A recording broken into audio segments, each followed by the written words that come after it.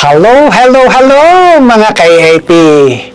Nice to meet you again. Salamat po ng marami sa Diyos na tayo po ay patuloy na binibiyayaan ng pagkakataon para patuloy na tumanggap muli ng kanyang pagpapala mula sa kanyang mga salita. So sa ating pong pagpapatuloy, tayo po muna ay manalangin. Yes, Father God, we thank you so much sa mga pagkakataong biyaya niyo po sa amin para muli kayo po ay aming katagpuin at tumanggap muli ng iyong pagpapala at kalakasan mula sa iyong mga salita. Pagpalain niyo po, Ama, ang bawat isa na sa aming pakikinig, tunay nga namin maintindihan ang iyong salita. Sa pangalan ni Jesus, Amen and Amen. So, ayan po mga ka-AAP, na-miss po namin kayo at salamat po na tayo po muli ay makakapakinig ng kanyang mga salita. So, ang aking ibabahagi po sa inyo ay pinamagatang Life Honoring God o ang pamumuhay na nakapagbibigay karangalan o kaluguran sa ating Panginoon. So, matutunghayan po natin yan sa kanyang mga salita sa Proverbs chapter 3, verse 5, 6, and 7 sa New Living Translation and then sa Tagalog po mamaya. Sabi po ito, trust in the Lord with all your heart. Do not depend on your own understanding. Verse 6, seek His will in all you do, and He will show you which path to take. Verse 7, don't be impressed with your own wisdom. Fear the Lord. Instead, fear the Lord and turn away from evil. Sa Tagalog, magtiwala ka ng buong puso sa Panginoon at huwag kang manalig sa iyong sariling karunungan. Alalahanin mo ang Panginoon sa lahat ng iyong ginagawa at ituturo niya sa iyo ang tamang landas. Verse 7, huwag mong isipin na napakarunong mo na.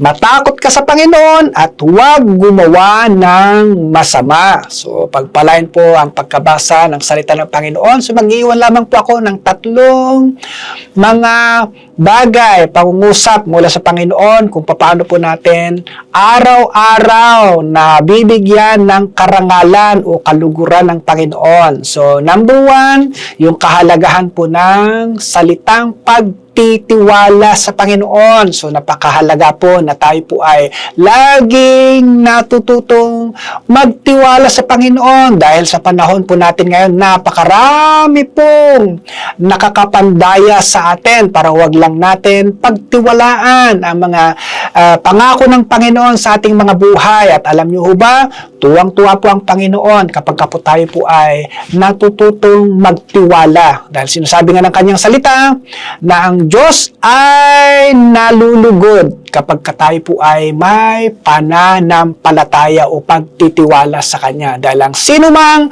lumalapit daw sa Panginoon, dapat maniwala na may Diyos na buhay na handang magpala at mag-reward sa sino bang lumalapit sa Kanya. So, yan po ang isang hinahanap-hanap ng Panginoon sa bawat isang naghahangad ng pagpapala sa Panginoon. Ang maniwala tayo sa Diyos na hindi nakikita.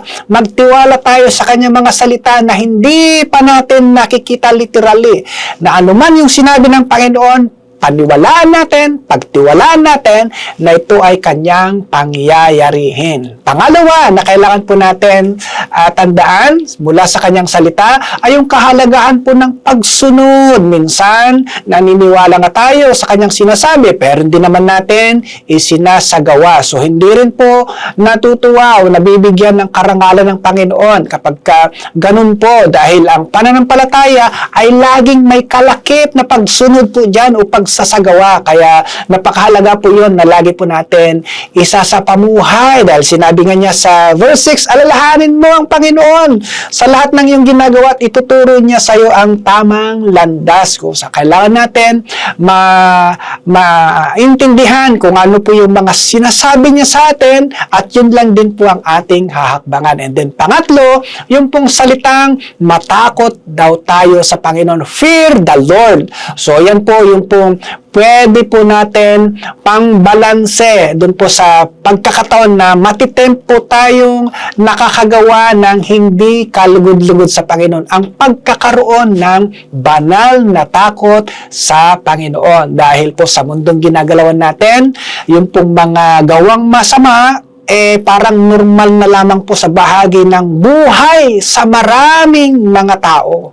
Kaya naalala ko po yung sinabi niya sa kanyang mga salita sa aklat ng mga ngaral. Sabi niya rito, sa mga ngaral, chapter 12, dito po ako magtatapos, verse 13, ngayon, nabasa mo na ang lahat ng ito, itong aking huling payo. Matakot ka sa Diyos at sundin mo ang kanyang mga utos dahil ito ang tungkulin ng bawat tao. Nawa itong pangungusap na ito ng Panginoon sa atin ay muli pong nagpaalala at nag-encourage sa bawat sa atin na piling, number 1, laging magtiwala sa Panginoon na hindi nakikita. Pangalawa, ang laging sikaping sumusunod, isinasapamuhay, hinahakbangan ang bawat salitang pinaniniwalaan natin sa Panginoon. And then lastly, patuloy tayo magkaroon ng banal na takot mula sa Panginoon. Nawa mga ka-AAP, ito po ay ating pong laging sikapin, alalahanin ang kanyang salita mula sa Proverbs chapter 3 verse 5 to 7. Napakaganda po ang mga pangako ng Diyos yun kung ating pong babalikan. Ang mga pangako niya doon, kapag kaganoon po yung ating naisanay sa ating pamumuhay, yung pong direksyon ng buhay natin ay dinadala po tayo sa tamang landas. Kapag nawawalan po tayo ng kaunawaan sa mga bagay-bagay, ipinapaunawa niya, binibigyan niya tayo ng wisdom. So napakarami po mga pagpapalang pwede po natin makamtan kapag po isinapamuhay po natin yung kanyang sinasabi sa Proverbs chapter 3 verses 5 to 7. So, salamat po ng marami mga ka-AAP. Nawa ito po ay nagbigay ulit ng direksyon sa ating buhay para sa araw na ito. Tayo po ay manalangin. Salamat po ng marami, Panginoon, na sa maikling sandali, kami po muli ay napaalalahanan para piling magtiwala sa iyo, sundin ang mga sinasabi mo sa aming mga buhay at magkaroon ng banal na takot para nang sa ganun, Panginoon, maiiwas po kami sa maaring influence ng masamang mundong ito, influensya ng mundong ito na ginagalawan po namin. Thank you so much. Thank you, Lord. Pagpalain niyo po ang buhay ng bawat isa sa lahat ng mga may pangangailangan sa mga sandaling to, especially po kagalingan sa kanilang mga pisikal na karamdaman, pangangailangan, finances, o ano man mga nagpapahirap, nagpapagulo, nagpapabigat sa kanilang mga buhay. Father God, hayaan mo na maranasan po nila ang iyong pagtugon at pagpapalat, pagtatagumpay, especially po this day. Thank you so much. Thank you so much, Lord. In Jesus' name, Amen and Amen. So, salamat po muli mga ka-AP at bukas po muli, tunghayan po natin ulit ang panibagong pagpapalang laan ng Panginoon para sa ating araw-araw na pagpapala. God bless and bye-bye!